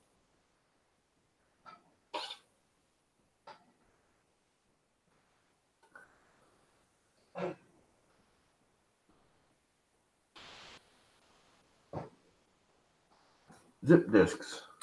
They're going for $1.49.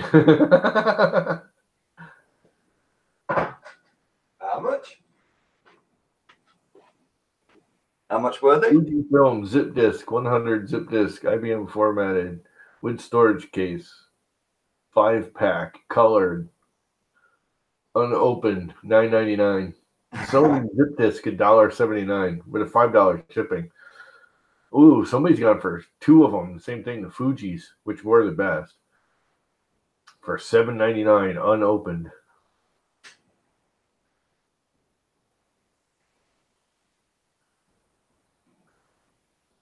Yeah, you get a lot of people have them still unopened. A lot of 2 Fuji zip disks, 100 megabyte computer storage, formatted, $16 for 2 of them.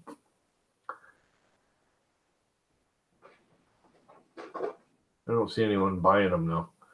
Ooh, there's a zip drive, $31. Ooh, with USB. Last one I had was scuzzy. Look at them all. Who would even have that? I just don't. Why do you hang on to this crap? Get rid of it.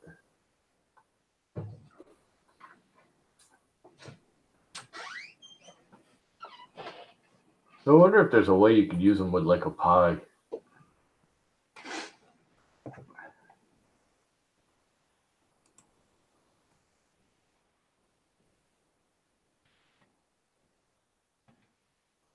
iOmega zip drive. That's who did it. I forgot about them. iOmega. Yeah, there's a 256 one. 250 megabytes.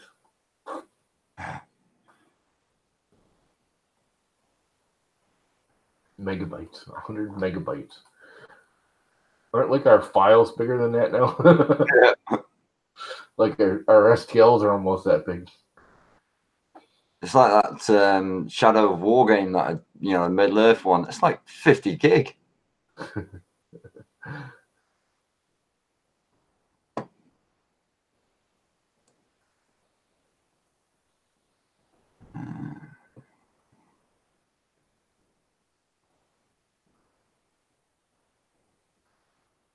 They have Windows 3.1 and a stack of 3.5s. Yep. I don't know why. I still have an Apple II around here somewhere, and an Apple, one of the first Macs when they were still the 484 chip or whatever it was. Before Motorola went into G series, 8700 or 484 or whatever the hell it was. I don't even remember now. I got one of them probably out in the attic or out in the garage. You're gonna gut the attic. I think my Commodore's still up there too. It wasn't a zip, it was a Ditto. Huh? It was a Ditto drive for storage that I was thinking of. I thought it was a zip drive. It's the one that uses the like miniature reel cassette. Say again? It's like a little mini reel-to-reel cassette. Yeah. Yep, I know what you're talking about. Those things were slow as piss. Yeah.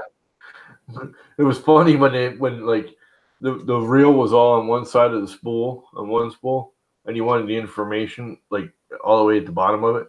Yeah. Wind all the way through the tape to get to That's that what one. was happening with mine. If I would put it in and like to go to the catalog, it would spin to the front and then it would snap the tape off.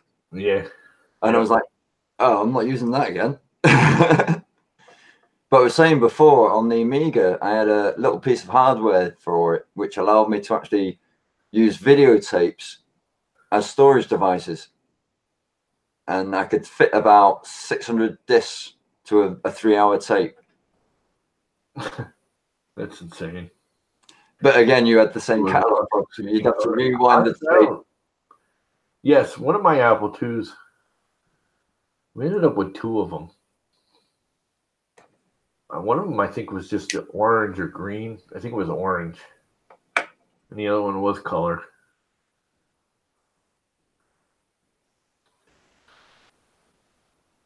Which one was this? I'll never forget when my brother bought me the Apple. I bought an Apple 8100 or whatever it was, 4100, I guess it was, a little flat one, desktop. Well, I shouldn't say little at the time. And my brother bought me, he came home from the military, and he got from the military stores, whatever you call it, where you go on the base and you can get the stuff from discounts, military discount store, whatever it was. He bought me a 1 megabyte memory chip, which was like the biggest thing in the world at the time. It was $1,000 on a military surplus site. What's up, Sean? Hello, Sean. Perfect time when we're getting ready to leave. No, just kidding.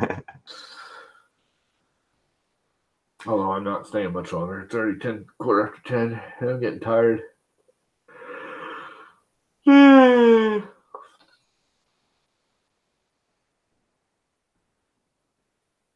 Yeah, it's some old crap we're reminiscing over. Old junk. I pulled these out of my mother's laptop. 2 gigabyte chips from her iBook or PowerBook. I was figuring, I'll get $10 for them. They ain't even worth that. I'd probably lose money between PayPal and eBay if I put them on eBay. By the time they finish charging me, I'd probably lose money. Oh, we had them horrible Amstrad PCs with sifting colours with all them like pinks and pale blues and everything for colours. Is it EGA or EGA graphics? Yeah. And then of course Apple came out with that bubblegum freaking the original iMac. It was like them bubblegum clear bodies with the CRT the inside of it. Those things were butt ugly. Everyone thought they were great. I'm like, are you kidding me? Those things are disgusting looking. Oh, you're on about a prison computer. Huh? Everything's got to be clear so they can tell whether anyone's stashed anything in it. Yeah, there you go. Alien ooze filament. Oh, is that the other that color?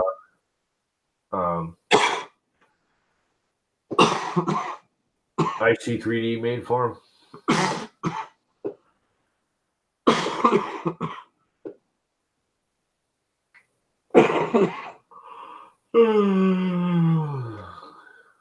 The purple iMac, yeah. Well, that one wasn't too bad because it wasn't that sickly of a bright color. I mean, it was a bright purple, but it was a darkish bright purple. Those bright red ones that were actually closer to pink than they were red. And oh my god, the alien green one was so freaking butt ugly.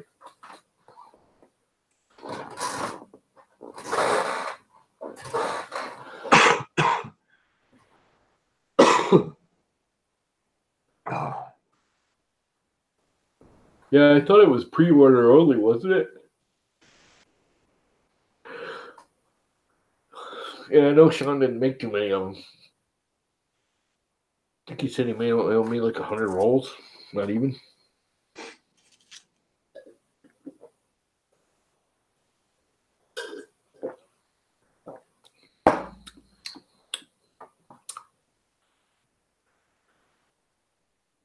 What is it? A greenish color? You know what's darn close, dude, is this stuff.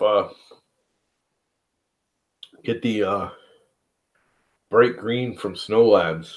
It's actually fluorescent, like literally fluorescent. If you put a black light on it, it glows. The stuff is like sickly green, alien green. That's what this thing's made out of. Not that the camera shows it, but I know it looks like teal on the camera. It's not. This is like burn my retina green. Yeah. It's so bright when you in real life. It literally almost hurts to look at. It's so bright green. And this is with Snow Labs. And it's, you know, I think I threw that thing out. I actually have a little black light with the UV light. For I actually used to use it for curing the UV glues. I should almost charge this thing up and see if the camera will pick it up glowing. Yeah. I don't think I have any lights bright enough to really charge it. Actually, the brightest one is probably that fluorescent light right there. Let's see very well. Not fluorescent LED, I should say.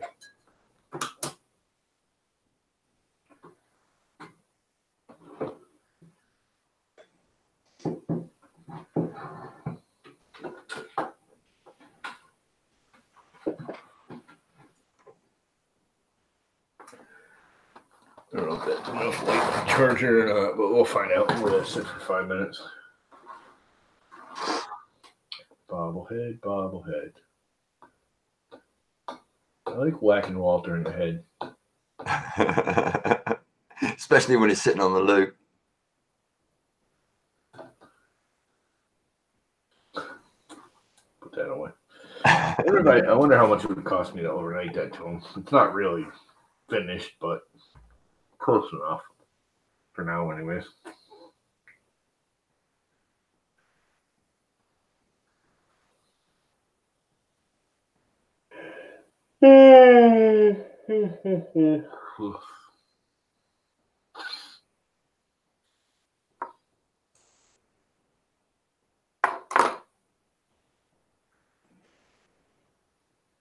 Yep.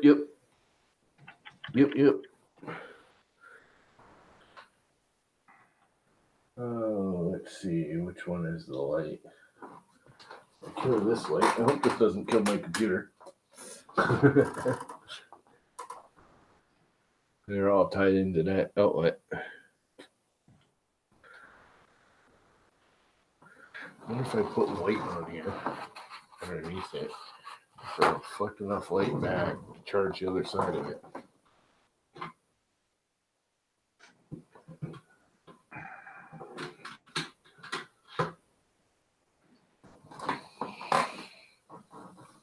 We shall find out.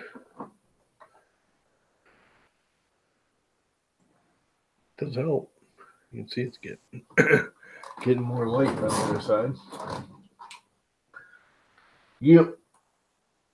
So what now old thing can we talk about? Talked about old airplanes, and then we went into old computers. Old cars. Yeah, I was just thinking that because it's also a connection to the old aeroplane. Somebody posted on Facebook today a video of a Merlin engine starting up just on its own. And then I remembered that one of the cars that I worked on actually had a Merlin engine in it, but I never heard that thing start up. Whatever a Merlin engine is. Never even seen a Merlin engine. It's the Merlin engine. It's a Spitfire engine. Oh. Oh, weren't those in The Hurricanes and Spitfires, yeah. No, but I mean the didn't they put them in that wooden car for a while? It's like a 3-wheeler too. Over there. What the hell is that? God, I can't remember the name of the car company. They still make them today. They're wooden. Yeah, it must be Morrison's. We're English. MG.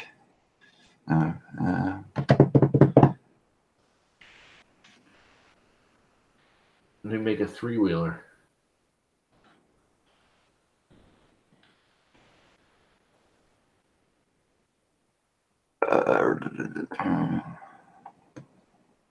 The Morgan.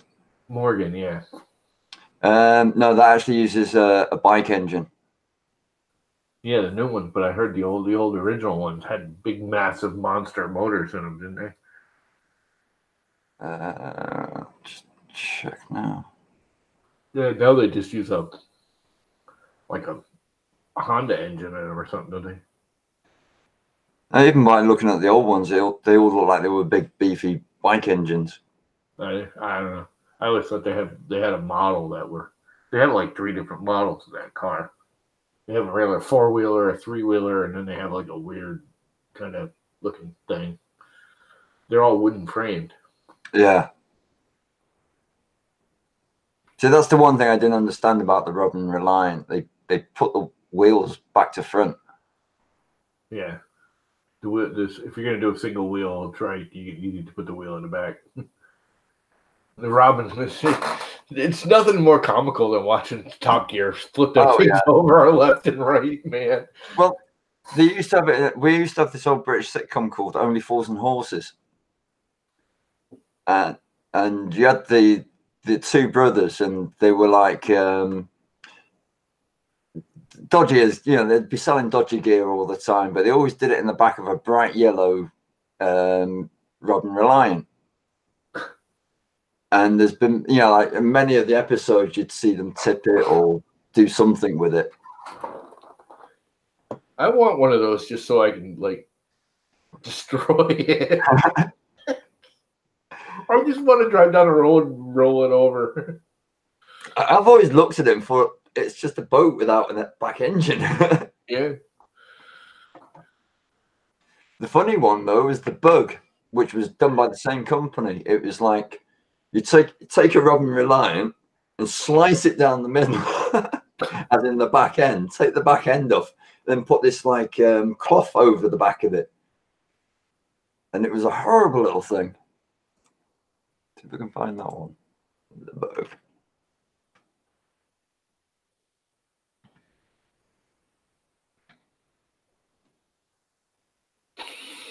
Yeah, it is a bizarre color. It's like really bright green. It's like that. That's really bright green too. I bet it's very similar or close to the same color. That is like nuclear acid green.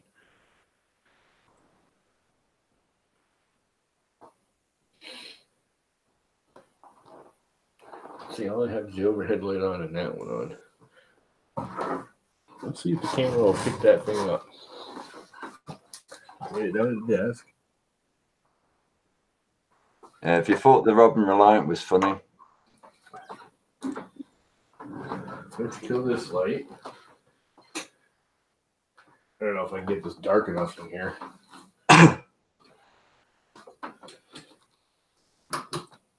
It was those the monitors right there. Yeah, you can't. The television monitors. Can't tell if it's glowing or not. It is a little bit. I go over here. Can't really tell. Because the TV monitor. Didn't even think of that. That's got too much light to let the glow in the dark glow. Well, Right, Sean.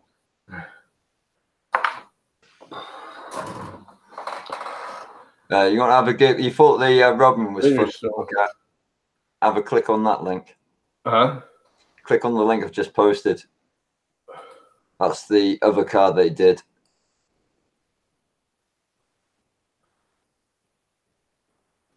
I think that's right. Bond bug. It looks like a Reliant Robin. It is literally. They just cut the back end off and moved the wheels up. It actually looks kind of cool, though. My Uncle David used to have one of them, the bright orange one as well. I mean, it looks cool. It looks, I mean, not so much cool. It looks fun, if that makes sense. I mean, it would be fun to drive around in. Definitely need to put some weights on the other side, though, if you're just driving on your own. Yeah. I like those leany bikes they have now, the trike. Yeah. Lean and it leans into it and everything. I'd get into one of those. That would be a ball to drive around one of them things. Anyways, it's 10:30. I think I'm going to bolt and shut it down. Yeah, I was about to say it's 3:30 for me in the morning. When I hit the road. All right, everyone. One Raz just showed up. Raz, we're all leaving. We're getting ready to shut it down there, buddy. Have fun, everyone. Yeah, have a good one. We are out of here.